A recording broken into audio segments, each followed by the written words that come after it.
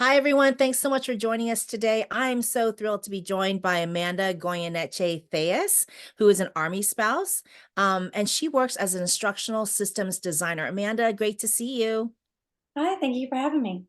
You know what? I think I would love to start. We were just talking about take your kids to work day, which was yesterday. I mean, by the time you guys see this, it'll have been like a few weeks. But we were talking about take your kids to work day, and you were explaining to me a little bit about what you do. But I think it would be great for other people to know. So, can you tell us about what it is that you do, and a little bit about a day in your life? Sure. So as an instructional systems designer, I work right now with TSA, and my role is actually a remote role within headquarters. So most of my coworkers are in the DC area, but a lot of my teammates are remote, like I am, and we usually meet on a daily basis. Uh, However, in my role, we usually cover everything from training that's enterprise wide. So, the analysis, evaluation, design, and development of, of any type of training for the agency. And as a remote worker, to talk about bringing your kids to work, I work from home on my computer. So, because they had bring your kids to work day, we were encouraged to kind of reach out to some of the local airports because we cover about 450 airports across the country. So I went to the one near me, and we had a really good time with the kids, helping with the bins and meeting law enforcement officers, and just getting a little feel for how some of the frontline workers, use the training that we develop from headquarters to do their job every day. That's really cool. So you got to see it like from conception to execution, which is Yeah. always amazing when you get to see your work in practice. That's awesome. And as we were chatting, it dawned on me that, it occurs to me that you are someone who really loves to mentor and share best practices with other spouses. I think you said that's why you were drawn to doing a highlight yourself. So I am going to just go ahead and pick your brain because I read your highlights and read your background, and you had some time in the private sector before going into the public sector. And I get a lot of questions from military spouses who, like in DC, defense is the industry. And so they always wonder about the pros and cons of working for the private sector because they're always afraid of, what happens if the contract dries up? Is there any job stability? Is it worth it to try to work for one of the defense contractors? So having been there, what do you think the pros and cons of working for a defense contractor? Yeah, I think those are great questions that everyone should and will be asking themselves in that field. I will preface with my experience is just mine, and it can vary quite a lot depending on the contractors you've worked with. So I've worked with um, large organizations, some small veteran-owned organizations. So it can vary greatly, but in my opinion, some of the pros, like you said, could be competitive pay, that you have flexibility because the defense contracts are well funded. There's a lot of money that can come for salary, for hourly. It all depends on that contract. So you have a lot of flexibility in terms of deliverables rather than a company trying to hire you for an extended amount of time. So and we come with a lot of added benefits. So you'll see a lot of military spouses or veterans, former military, take up the defense contracts because they have special expertise, and also they're not necessarily concerned about having medical benefits or other benefits that are already in place for us. So we have a little bit more negotiating power when it comes to those types of contracts. I will say that another benefit of working is if you're very familiar with the military lifestyle and want to work with a lot of former veterans or military defense contracts, or where a lot of us are. So it's nice because it's kind of a built-in Mm. family and culture already, even though it's a new organization for you. But some of the cons, of course, would be obviously because they're very results based. You have to be very good at proving your worth pretty early on and being very productive and meeting deliverables. And so, because when those contracts dry up, you almost have to network immediately, find the right people who are gonna, say your names in the rooms and then pull you into new contracts, or especially when contracts evolve or break up, you want to have the right people kind of in your corner. I hope everybody, like, rewinds that and watches that again because I think that is really key because, I mean, I think one of the benefits of working for defense contractors for military spouses is we are actually not looking for the job security that other people look on. I'm like, "Okay, so if you lose your contract after 3 years, it's fine because 'cause I'm gonna be leaving possibly."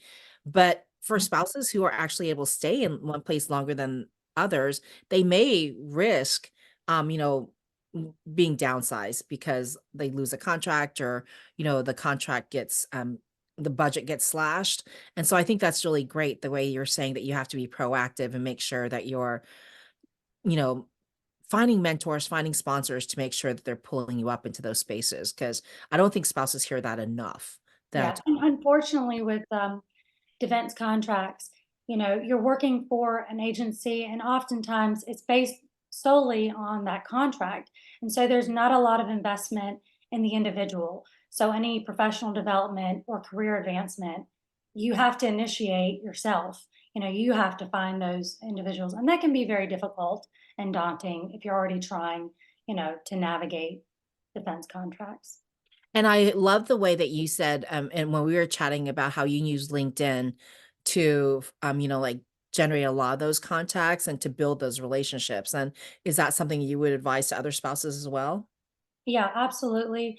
Um, we were chatting about LinkedIn. Sometimes it's helpful for some and sometimes not. But I think it really depends on, your industry. If you have a lot of people for me in training and development and instructional design, there's a lot of people who put good information out on where to find positions, remote positions, contracting positions, and kind of outlines the skill set you need to have. That's a good place to go if you want to know how to navigate your field, because usually, if you're in the medical field or training field, there's lots of avenues you can go to. So using LinkedIn kind of helps you find people in positions that you want to do, and it's a nice place to kind of just informally or sometimes formally meet people and ask them exactly what they did to get that position, or at least to have that skill set. Love it. And before we leave, like your time with the private sector, I want to just ask one more thing because something you touched on is something that's really near and dear to my heart, which is continuing education. Because I think you mentioned that you have to find your own opportunities, and sometimes that's being very proactive, right? And thinking that, oh, what is going to be job enhancing for me? And you talked about project management and AI. Can you speak a little bit about that? How you knew that that would be job enhancing or career enhancing for you, and how you like, pursued those certifications? Yeah. Oftentimes with organizations and even within federal government too, you want to make yourself more marketable because you do want that advancement. And just keeping an ear out, or sometimes you have guidance from a mentor to say these are important skill sets that can get you into more contracts or advance faster in your field. And just listening out for those fast growing you know, fields or skill sets. For me personally, it's been project managers are across the board. So that's a skill set. Even though I do that every day, I know that if I take courses, if I gain certification, then even if something falls through the contract or I'm no longer happy, I can do that job within any number of fields. So that was important for me. And then, of course, AI is, as you know, we're doing a lot of, DHS is doing a lot of hiring for AI, and it is a very fast growing field, and sometimes it feels like the Wild West with it, which is perfect because if you see that and you want to take advantage of that, even if you don't want to be a software programmer, or a developer, you can still learn about it and make yourself more marketable within your own field, because that type of technology is going to be, prevalent no matter what industry, you're in. You're right, and I love that you said that because it's not like you have to be an expert on it, you just need to be conversant in it. Right. So, is it fair to say that you leverage your time in the private sector to find and qualify for better opportunities when you went back to the public sector? I mean, how did you do that? Yeah, with me, it was I knew that I was going to return to the public sector. That was somewhere I enjoyed. I really enjoyed my time with the Army and on the contracts I was with. I always wanted to be in that position where, I was kind of in charge of the contract or the project. So I knew I needed to make the move back to the public sector. So with that in mind, uh, every time, I took on a position in the private, whether as a contractor with an organization working, with the government, I kind of knew what position, what job series that I would fall into, all the duties. I mean, OPM does a great job of outlining, everything that you need for that job series, for that pay scale, whatever it is you're looking at, for you to say, okay, this is the position I'd like to have a year from now, 5 years from now. How can I make sure that the positions I'm taking right now, whether it's advancement that they're offering, development, kind of gets me to that point. So it's a little bit of backwards design with your own career, which again is time consuming, but it's for yourself. So taking, Investment. yeah, it's investment. So knowing that this position is going to potentially help to meet some of those requirements and qualifications, it's just saying, oh, I'm going to take this on because I know this will help advance my skill set.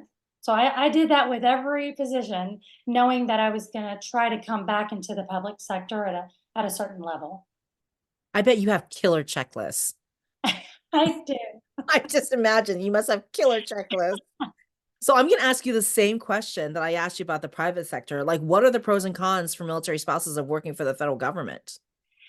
Again, this is my own experience. I'll keep saying that because, everybody, I'll start with saying that when you have a great supervisor or manager or team, Mhm. it is life changing. So those individuals who look out for you, who help you when you're not quite sure what to do, is critical because if you don't have that support system, then whether you're working for the federal government or anywhere else, it can feel like this is not where you belong. This is not what you're supposed to be doing. So I'll say just keep in mind that your team makes a huge difference in that. So pros, obviously, I'm a very high impact, mission driven person. So if you love a good challenge and you see red tape or a longer process as as negative, then the federal government can be frustrating, I think. But for me, I feel like there's a real way to work for the government and make systemic change, you know, by working inside. And that is something I feel is a pro to working within the federal government. And obviously, you know, the benefits Yep. of working. A lot of people aren't really sure what type of benefits they want as a military spouse. But again, it's always making sure that you might have benefits now, but just making sure that those opportunities are there for the future if you want. So having retirement and a pension, a lot of organizations cannot offer both of those. The alternative work schedule and flexibility is better than I've ever seen it within the federal agencies. And that has come a long way from the past. So that's also there as a benefit. There's competitive pay again. I came into TSA at pay equity where they were pushing that through, and that was a great time for me to do that because it made pay really competitive with private industry. And that's kind of I was waiting on That's all. all of those things to line up for the government, and so now is a good time for that. Also, we've got locality pay on top. A lot of places cannot offer that if there's a flex and every time we move our pay needs to be adjusted based on the locations that we're at, and that is something that the government does provide within your pay. And of course, the one of the main pros for me was a very solid advancement structure. So, and sometimes in private organizations, you advance depending on who you network with, how well you're doing. All of those things are up for negotiation, which is hard to manage. But within the government, there is specific step increases. there are different levels, GS or otherwise, that you can advance through. So having a very transparent, visible advancement structure was important for me. Yeah. I see that as a pro. And of course, hiring appointments for military spouses does make things a little better, because when you move, it's hard to know what's kind of the market out there for jobs, and having that kind of in your back pocket to know these hiring managers have a way of appointing without, competition. It is really nice for people who have to move to new locations. So how about the cons? Yeah. So I hate ending on that, but We um, won't end on that. I'll give you a it last. really Yeah, we won't depends end. on the federal agency, organization. I was, like I said, I work for the Army, and with TSA, I have a lot of flexibility and autonomy, which I love. Some agencies are not able to do that, depending on the information you're working with, or how the management is organized. So that flexibility can really vary greatly, unfortunately. So I'm hoping that that's depending on what you're looking at. Those are questions you ask in the interview process about how flexible. And if you're fortunate enough to interview with the actual person you're working with, you want that laid out, because if it's not going to be a good fit, then it's going to be a lot of work to kind of walk that back. Another con I would say is just, in my experience, support and the structure of performance, it can be very strict in the government, which is good sometimes and not good sometimes. I've enjoyed having the flexibility of my manager saying, these are goals we're outlining together. This is what you have to do. This is where to get to where you want to go. And sometimes within government agencies, it is very stringent. And that is for good reason across the board. So it's finding a balance. Again, these are questions you have to ask up front to know if it's the right fit for you, and how comfortable you are with, again, the structure of the agency or organization. Well, I promised that we wouldn't end on the con. So I think my last question for you will be like, you have had a lot of experience and you're very organized in terms of being prepared for the next step. And you're very I can't find any of the pretty words because I need more coffee, but you're very deliberate in the steps you take. And I feel like you're not afraid of turning down a bad opportunity because you're like, that's going to take me more time and lose me some time in trying to mitigate a bad experience than it would if I just took the time to pick the right fit. So, with that in mind, what would be some tips that you would give to military spouse professionals in terms of understanding, you know, how to prepare for a longer term look at their career instead of just looking at the next opportunity? How do you get them to start thinking about their career in like 10 to 20-year, plans, as opposed to just, I'm going to take this opportunity because it's in front of me. I can get this job and I'm just going to take it. Yeah. Um, Again, it's a lot of, like you said, investment is a really good word for it, because for me as an instructional designer, systems thinking is very natural, and I'm driven in that style. And I realize that a lot of military spouses I meet I came in as a military spouse kind of early, if not mid of my career. And so I already kind of knew these things, but a lot of military spouses I meet are still very much early in their career, and they're not quite sure what they want. And it's not that you have to decide what you want, but it's just kind of being open to opportunities as they come.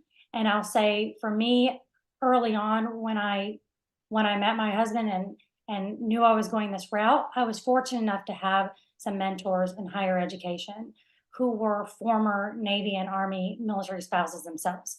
And they had long careers, and were already at the retirement professorship age. And they were very adamant with me that if I were to join as a military spouse, that I not forget that I am my own person. I have my own career goals. I have my own, desires as, a mother, a wife, a friend, a family member. So all of those were very important, and they definitely were like, you have to remember this, because when you join, there's a certain, expectation that you hear or you may not hear about the support that you need to provide. And sometimes there is a perception or illusion that you have to kind of mute sometimes what it is you want to do with your career for yourself in support of.